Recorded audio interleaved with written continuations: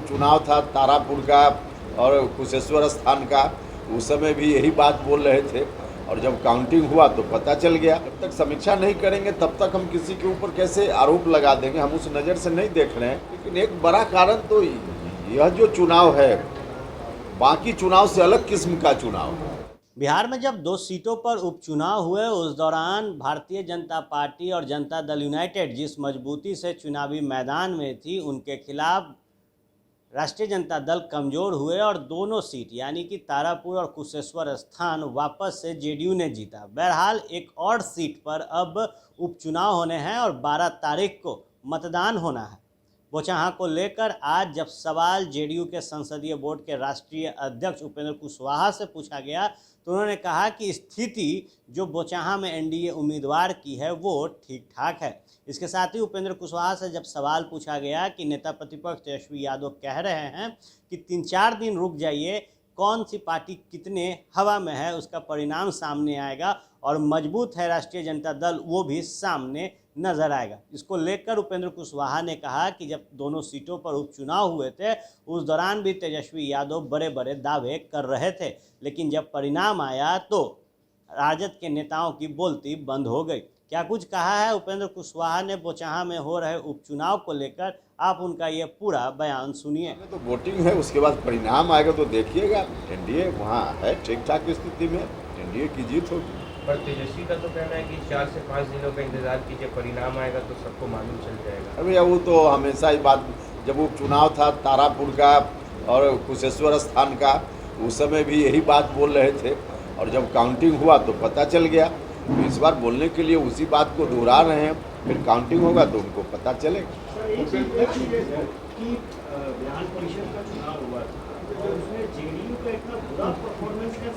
नहीं, बुरा परफॉर्मेंस नहीं है, ऐसा नहीं है कि बुरा परफॉर्मेंस है। हाँ, जो अपेक्षा थी उसके अनुकूल बहुत नहीं है, लेकिन ऐसा भी नहीं कि बहुत बुरा परफॉर्मेंस है। अब अपेक्षा के अनुकूल क्यों नहीं हुआ उसकी समीक्षा हम लोग करेंगे और फिर बताएंगे कारण क्या हुआ।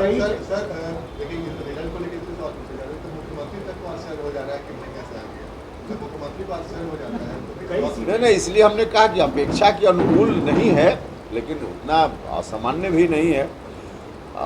लेकिन एक बड़ा कारण इसका, बाकी तो हम विश्लेषण करेंगे तो फिर बता पाएंगे क्या कारण था, लेकिन एक बड़ा कारण तो यह जो चुनाव है बाकी चुनाव से अलग किस्म का चुनाव है और इसमें दूसरे तरह से चुनाव में प्रचार प्रसार और मतदाताओं को आकर्षित करने का काम कुछ अलग तरीके से होता है, जिसमें जन समर्थन अपनी जगह है, जनबल से ज़्यादा धनबल इसमें काम कर जाता है और इसके चलते भी कहीं कहीं ऐसी स्थिति हुई। देखिए, हम ऐसा जब तक समीक्षा नहीं करेंगे तब तक हम किसी के ऊपर कैसे आरोप लगा देंगे, हम उस नज़र से नहीं देख रहे हैं। हम समीक्षा करेंगे फिर बताएंगे। देखिए, सूचना भीतरघात की आ रही है।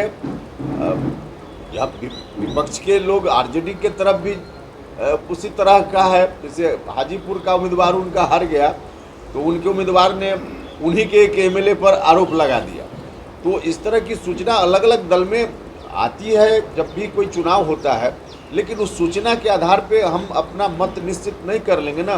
जब तक हम उस सूचना को पुख्ता रूप से जांच पड़ताल नहीं करेंगे तब तक हम कैसे बता दें। बार-बार नीतीश कुमार की नेतृत्व को लेकर कई तरह की चर्चा हो रही है, क्या आपको लगता है कि नीतीश कुमार एलिवेशन के मूड में है या नीतीश कुमार को एलिवेट किया जा सकता है? नहीं, देखिए, उस पर तो बहुत बात हो गई है, रोज रोज बोलने की कोई ज़रूरत है नहीं, तो सीधी बात है।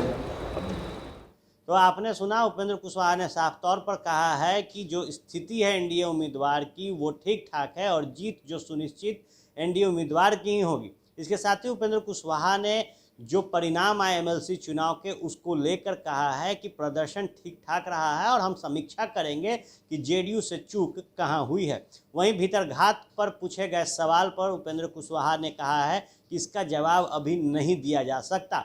जो परिणाम आए हैं उस परिणाम पर जब हम बैठकर समीक्षा करेंगे तभी बता पाएंगे कि सहयोगियों ने कितना मदद किया है या फिर भीतरघात। आप बने रहे फर्स्ट बिहार झारखंड के साथ। खबरों का सिलसिला यूं ही चलता रहे। लोग यहाँ दिल्ली बंबई में घर पर घर खरीदते जा रहे हैं और एक ये साहब है कि अपना घर बेच दिए। वाह, रिटायरमेंट का पूरा पैसा लगा दिए थे दिल्ली में घर लेने के लिए। अरे बाबूजी, तो अपना एक नया घर खरीद भी तो रहे हैं ना। नया घर खरीद रहे हैं? कहाँ? पूर्णिया में।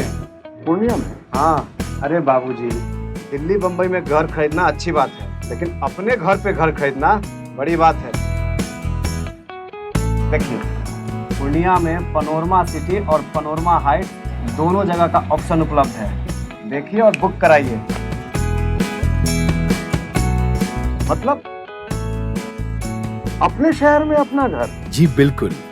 अब कीजिए घर वापसी पूर्णिया के पैनोरमा सिटी और पैनोरमा हाइट में। पैनोरमा सिटी और पैनोरमा हाइट, आपके शहर में आपका अपना घर।